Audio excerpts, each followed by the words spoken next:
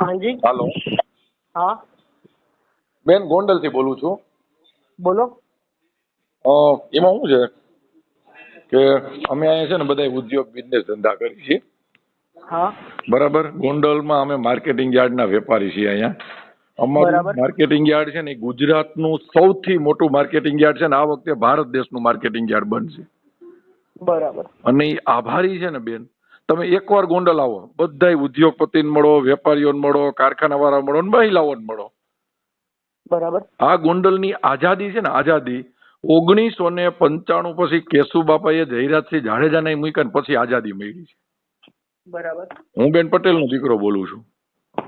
Okay. અને મૂળ પ્રશ્ન એ છે અમારો કે બહાર આખો અમારા ગોંડલની છાપ એવી પડે છે કે ગોંડલમાં ગુંડાગર્દી થાય છે. બીજું બેન કેવું થયું, તમે જે લોકોને લાઈવમાં લીધા હતા ને એ લોકો તો પ્યોર કોંગ્રેસી હતા. એને તો 5 વાગ્યા પછી દારૂ પીધીને બોલાવાય ને એવા લોકો છે. હવે બેન, કોરોનામાં એકમાત્ર ગોંડલ એવું હતું કે ગણેશે કોઈનું ઘર બાકી નથી રાખ્યું જ્યાં મહેનત ન કરી હોય. બરાબર.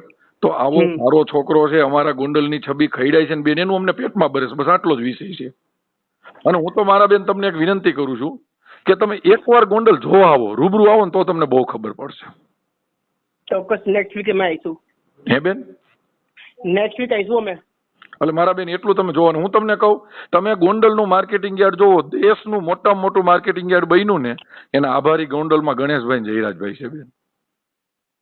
Okay okay. હો મારા બેન, તો તમે છે ને મહેરબાની કરીને, જો અમારા બધાનો જીવ બળે છે ને એટલે હું તમને કહું છું, અમારે કોઈ સામાજિક ઇસ્યુ નથી, પણ જી છે ને એ સારું અને સાચું છાપો ને તો અમને ગોંડલ વાળા અમે રાજી થાવ. ચોક્કસ ચોક્કસ. હો મારા બેન, તો તમે એકવાર હજી તો હું તમને વિનંતી કરું છું બેન કે અમારા ગોંડલમાં તમે માર્કેટિંગ યાર્ડમાં જોવા આવો કે ગોંડલ કેમ હાલે છે બેન. હો બેન. ઓકે. અને બેન તમે એક, જો હું મારા બેન એક વાત સાંભળી લ્યો કે આખા ગુજરાતમાં માનો કે ગોંડલની એક એવી સીટ છે કે આટલા ઉદ્યોગો છે ને મોટા મોટા, આખા રાજકોટના ઉદ્યોગપતિઓ ગોંડલ બિઝનેસ કરવા આવે છે, અહીંયા ઇન્ડસ્ટ્રીઝ કરે છે. એનું કારણ શું ખબર છે કે ચૂંટણી ફંડ ઉપર એ જયરાજસિંહનો પરિવાર 1 રૂપિયો ચૂંટણી ફંડ લેતું નથી. અને એની સામે ગોંડલમાં એ શાંતિથી બિઝનેસ કરે ને સામે રક્ષણ આપે છે. Okay okay. આવો બેન અમને પરિવાર મળ્યો છે ને એ ડેમેજ થાય ને અમને પોસાય નહીં. એટલે મારા બેન તમને 2 હાથ જોડીને રિક્વેસ્ટ છે કે તમે એકવાર અહીંયા સાચી તપાસ કરો ને પછી જી બોલવું એ બોલ. Okay okay sir. હો મારા બેન, પાક્કું મારા બેન. હા હા.